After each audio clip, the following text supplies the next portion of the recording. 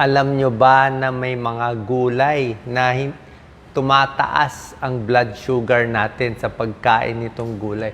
Isipin natin, di ba, lahat ng gulay, healthy, maayos, para sa blood sugar, sa puso, pampapayat. Pero, merong mga gulay na medyo bawal at dapat bawasan ng diabetic. Simple lang po eh. Itong mga starchy vegetable. Starchy siya. Parang mas nakakabusog yan. Tingnan natin ha. Number 1, squash. Diba? Very healthy ang squash, kalabasa, diba? Maraming vitamins, maraming mineral. Kaya lang, tingnan nyo, masyado siyang maraming carbohydrates. Konti lang kakainin mo. Pag dinamihan mo, parang kanin din siya eh. Kaya yung blood sugar mo, pwede tumaas sa squash. Number 2, talagang gulay to eh, patatas. Ito talaga pampataas ng blood sugar. Merong tinatawag tayong glycemic index.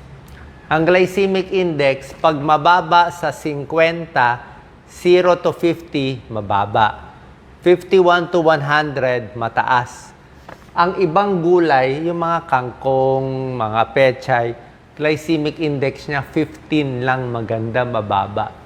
Pero itong patatas, tinaguri ang vegetable, ang glycemic index niya 86. Para siyang kaning puti. So kung yung kanin nakakataas ng blood sugar, parang kanin siya. Lalo na pag na french fries mo yan. Pero healthy ang patatas, sinasabi ko may potassium siya. Pero ang bilang mo sa kanya, parang kanin. Okay? So nakita nyo to, gulay, pampataas to ng blood sugar. Siyempre, mais. Mais, very healthy yan. Actually, mas healthy pa siya kaysa sa kanin eh.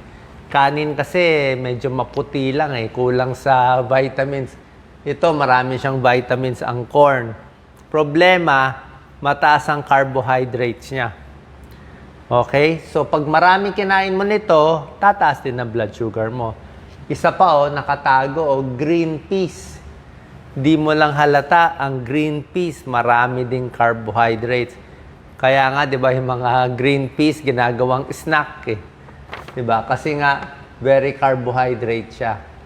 So, ito yung mga pagkain, babawasan natin kung may diabetes ka. Isa pa, yung mga prito. Gulay na naprito, gulay na nilagyan ng butter, di ba? Buttered vegetable, oily vegetable, usong-uso yan. So, pag ganyan, masyadong maraming mantika, hindi na rin nagiging healthy. So, yan. Okay? Ano nga to, Doc Lisa? Parang kamote, diba? Yung mga iba, mga kamote, gabi, pwede naman, pero syempre, starchy din siya. Konting bawas. Ito yung mga mababa naman. So, ito yung mga iiwasan or konti lang kakainin. Ito naman yung mas kakainin nating gulay. Yan. Lahat ito mababa sa glycemic index. Ayan green leafy vegetable, lahat yan mababa. Cucumber, tomato, eggplant eh. Eggplant, okay din. Kasi eggplant, diba, hindi masyadong carbohydrate siya eh. Broccoli, cauliflower, onions. Ano tong mga okay? Tingnan nyo lang eh, yan alam mong okay siya eh. Ito, alam mong medyo tataas eh. Sa itsura pa lang, alam mo na, puro carbohydrates, parang kanin. Ito, hindi. Low glycemic to. 15 lang. Ayan nilista ko na. Green leafy vegetables, kangkong, spinach, lahat ng talbos. Cruciferous vegetables, broccoli, cauliflower, maganda lahat yan. Makukulay, bell pepper, taas sa vitamin C. Kamatis, okay ang kamatis, pero wag din sobra dami. In moderation. Eggplant, talong, cucumber, pwede rin. Asparagus, green beans, pwede rin yan. Siyempre, onions and garlic, maganda onions and garlic, pampababa nga ng blood sugar eh. Maraming tulong. Antibacterial, para sa puso, para sa cholesterol, onions and garlic. Kaya lang, kung medyo makulo ang tiyan mo, tansyahin mo lang. Tayong mga may irritable bowel syndrome, may GERD, hinay-hinay lang sa onion and garlic. Very healthy siya. Kaya lang minsan nakakakabag o nakakakulo ng tiyan. Mushroom, low in carbohydrates din. Cucumber, tsaka radish. Yan ang mga pwede. Okay? Malinaw ba? Yan. Ngayon naman, best and worst veggies for diabetes. Ito yung mga okay. Kita ba nila, Doc Lisa? Pag niluto na sa butter o maraming sarsa, o salad nga, nilagyan mo ng Thousand Island, ng ranch sauce, ng mantikilya. Pag ginawa mo ng delata, maalat na. Pickled din. Pag pickled, sobrang na alat. Ito.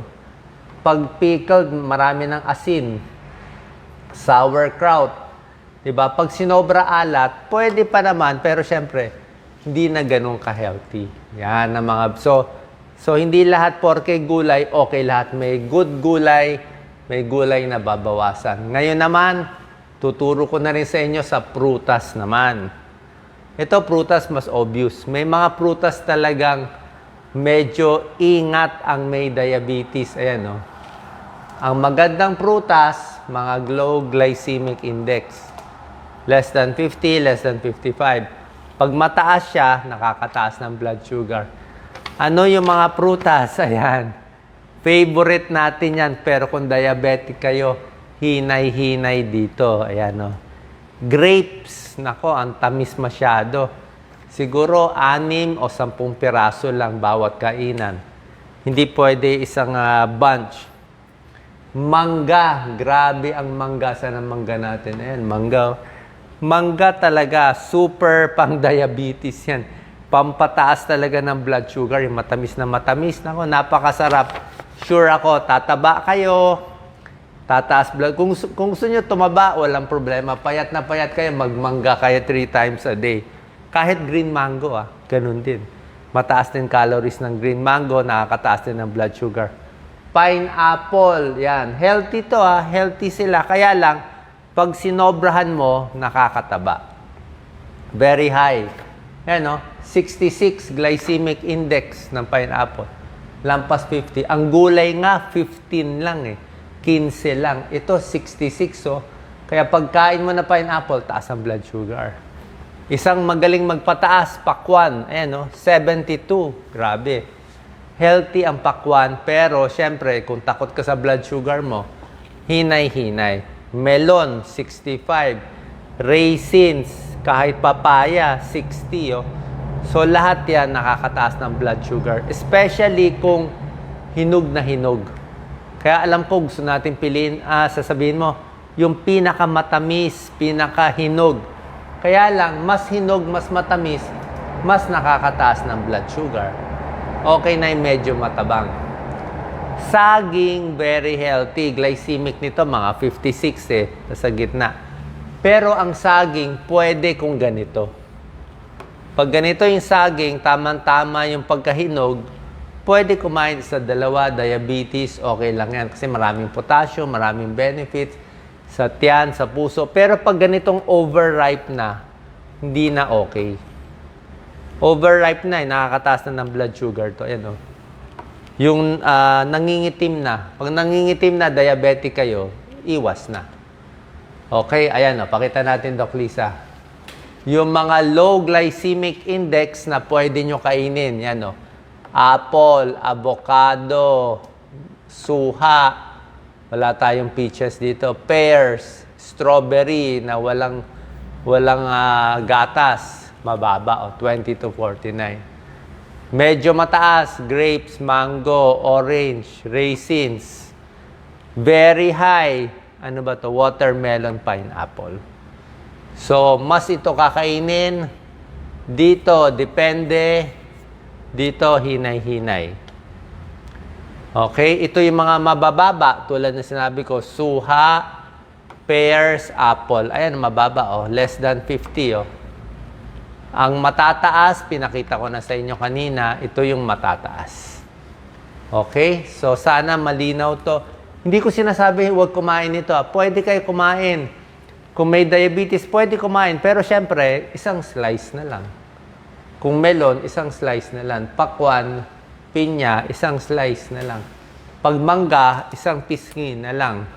Yung kalahating pisngi, mamayang gabi na. Hindi siya all you can eat. Grapes, mga 6 hanggang 10 piraso lang. Okay? So, hindi lahat ng prutas, hindi lahat ng gulay, okay sa diabetes. Pero kung gusto niyo lang magpalakas, healthy kayo, pwede nyo kainin lahat yan. Walang problema. So, pag mataas na blood sugar, anong gamutan?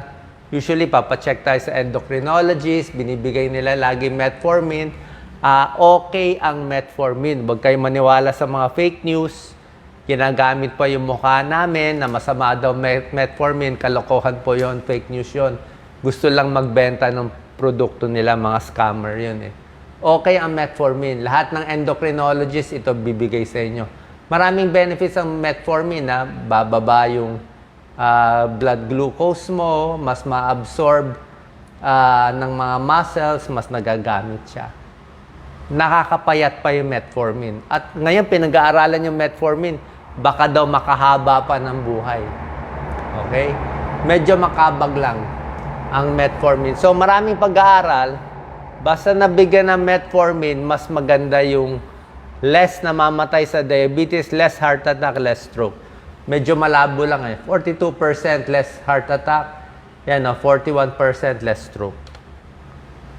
Bukod sa metformin, bibigyan kayo ng sulfonylurea. Ito yung mga usually bibigay sa inyo. Glyclazide, glimepiride.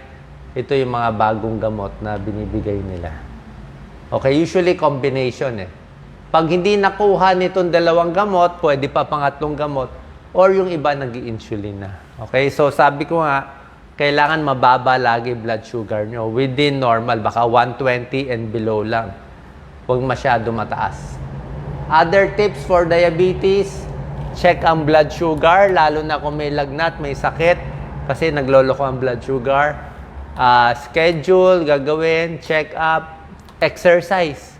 Pag mataas ang blood sugar, magandang magpababa, exercise. Planuhin yung pagkain, huwag basta-basta. Yan, spacing sa pagkain, healthy food. Iwas sa juices, sabi ko tubig lang. Tubig ang pinakamaganda. Pag nag-juice kayo, bawal din sa may diabetes. Juice, matatamis, kahit sabi mo pa fruit juice, mas healthy pa yung prutas mismo. Imbis na mag-pineapple na juice ka, better yung pineapple na kainin mo kahit mataas yung glycemic index niya. At least yung prutas, maraming fiber. Yung fiber, nakakatulong yon pampabagal ng absorb ng blood sugar. So, better pa rin yung pinya na actual kaysa pineapple na juice. At iba pang mga juice. Pero kung hindi kayo takot tumaba, hindi kayo takot sa blood sugar, wala kayong sakit, pwede naman yung mga juice. Hindi ko naman pinagbabawal. Ito lang naman, pang diabetes na mataas ang blood sugar. Stress and anxiety, tulog, sapat, healthy mindset, minsan reward ng sarili, at meron kang kaibigan para magandang outlook para makontrol ang diabetes. Sana nakatulong po to sa mga dapat kainin at bawal kainin na prutas at gulay sa diabetes. Salamat po.